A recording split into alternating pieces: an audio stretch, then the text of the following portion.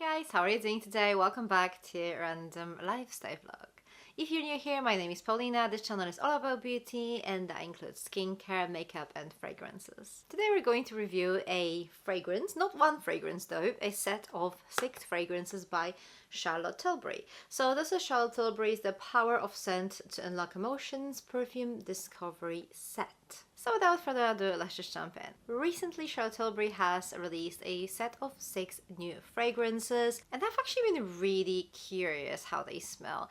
I don't really know Charlotte Tilbury as a fragrance creator, so I wouldn't really trust on buying a full-size bottle from her just like that. So I'm really happy that she released these tester sets. The first thing I need to mention is the packaging. It's definitely giving me some kind of fairy witchy magical potion kind of vibes.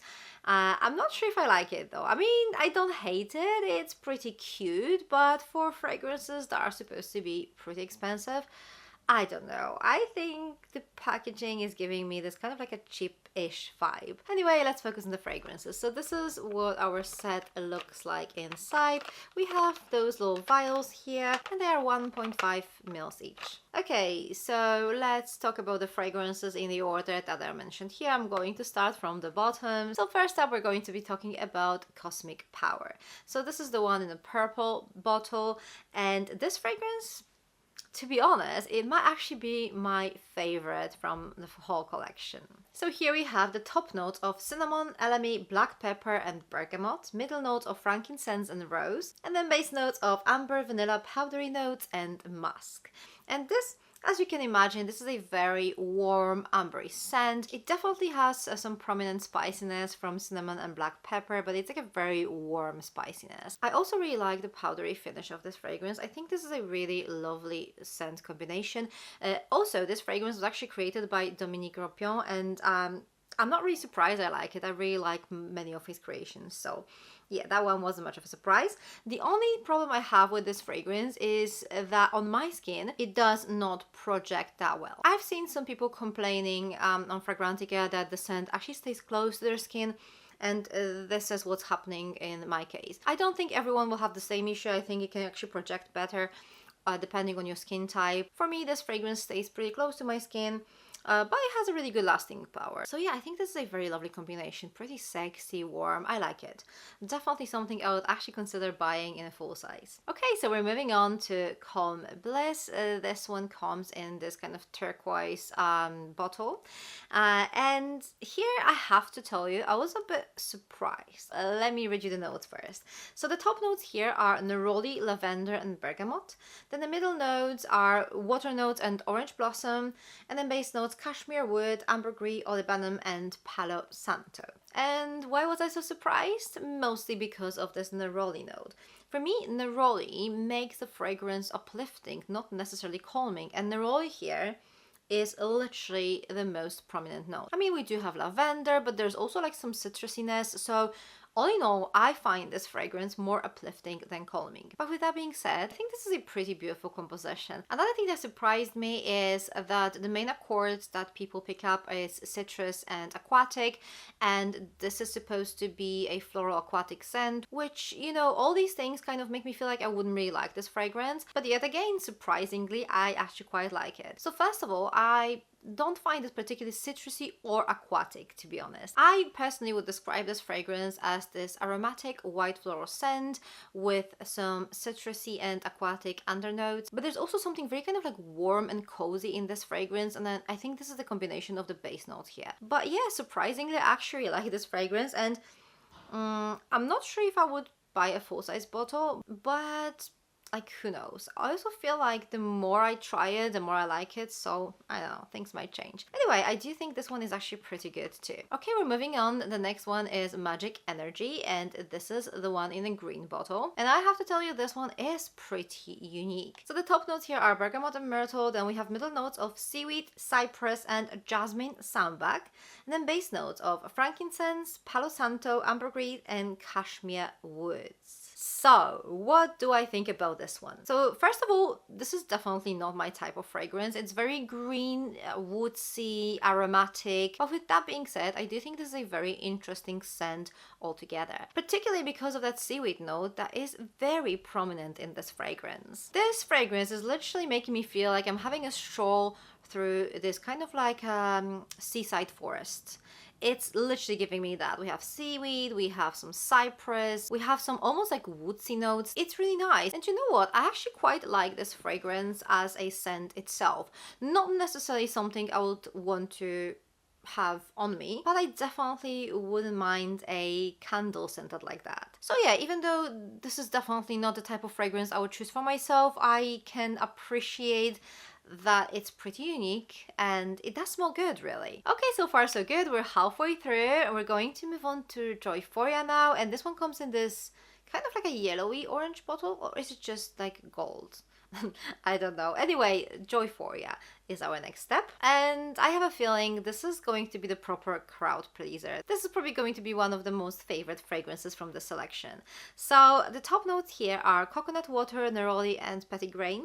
Then we have middle notes of tuberose, ylang ylang, and jasmine, and then base notes of vanilla bean, cashmere wood, musk, and powdery notes. And I guess you can pretty much imagine how this is going to smell. I mean, you're not going to be surprised. This is all you would imagine judging by the notes. So this is a very solar fragrance with this kind of like almost like a sunscreen vibe, some coconut, a little bit of like tropicalness in it. So I think it's going to be perfect if you are lucky to have these like really hot summers. Here in UK, we don't really have those that much. So probably for that reason, I don't really reach for these that often. I feel like these fragrances work much better in like hot climate, or at least when you have like hot summers. So yeah, definitely a nice scent. I'm not too sure if this is particularly unique. I feel like most of these sunscreeny fragrances smell same-ish to me, but on the other hand, I'm not an expert. I kind of like avoid these scents altogether. As I said, they don't really work for me in my current like weather conditions,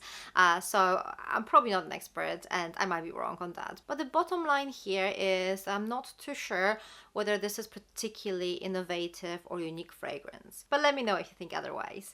Okay, we're moving on to our love frequency, which is the pink bottle. And I'm not going to lie, even though this is a really beautiful fragrance, it is definitely not particularly unique. I think we've had these fragrances done by multiple brands in so many ways that I'm not sure if we need another one, but hey, here we go. So the top note here is pink pepper, then we have middle notes of rose and saffron, and then base notes amberwood, musk, patchouli, and cashmere wood. So this kind of like Middle Eastern woodsy rose with some saffron to make it smell a little bit more expensive. And it does, you know, it does smell pretty expensive, it does smell really beautiful, but I do have a couple fragrances that smell similarly to it. So even though I really like this fragrance, I don't really see the need of buying a full-size bottle. And then the last fragrance of the collection is More Sex, and this one comes in this red bottle. Kind of makes sense. So this fragrance is quite interesting too. I don't think I mentioned that, but all of these fragrances are pretty unisex, but I do think this one actually leans slightly more masculine. I would still wear it. I'm just saying that for some people, this is probably going to be leaning more masculine on this kind of like unisex spectrum. So what do we have here? The top notes are black pepper and juniper berries, and the middle notes leather, which is the most prominent note here, musk, aldron, ambroxan, and then base notes musk, sandalwood, and amberwood. And guess what? This is pretty much what it is. This is like a very leathery fragrance, but I think this one is not that much in your face. I've tried some leathery fragrances that were much stronger, much more like potent. This one is slightly muted. Even though we have juniper berry and like pepper, and these notes kind of emphasize leather quite a lot, but then on the other hand we have quite a lot of musk here, and maybe that makes this fragrance a little bit softer. So I don't think I'll be buying this fragrance because I do have a couple of leathery scents, and this is not something I reach for that often. And I don't think I need another one, but all in all, I do think this is a pretty good scent, and I really like this idea of softening the strong leather note with musk. So there you go. These are my opinions on those 6 Charlotte Tilbury new fragrances. So let me just share with you my final thoughts about this whole collection. So as I've mentioned before, I'm not a massive fan of the design of the bottles. That's not really my thing, although I don't find it atrocious or anything, don't get me wrong. As far as the scents go, I think this creates a really nice scent wardrobe. I think it offers us a really nice variety of fragrances. All of these fragrances smell different, they cover all different fragrance families, so that's definitely something I appreciate about this collection. I also love the fact that all these fragrances are unisex. There's nothing that leans extremely feminine or extremely masculine. Like maybe that more sex fragrance, maybe that one is slightly more on the masculine side, but other than that, I would probably say all the other fragrances are pretty unisex. To be honest, the only thing I could complain about, because you know, I'm not going to complain about the packaging because it's just a matter of your like personal preference, right?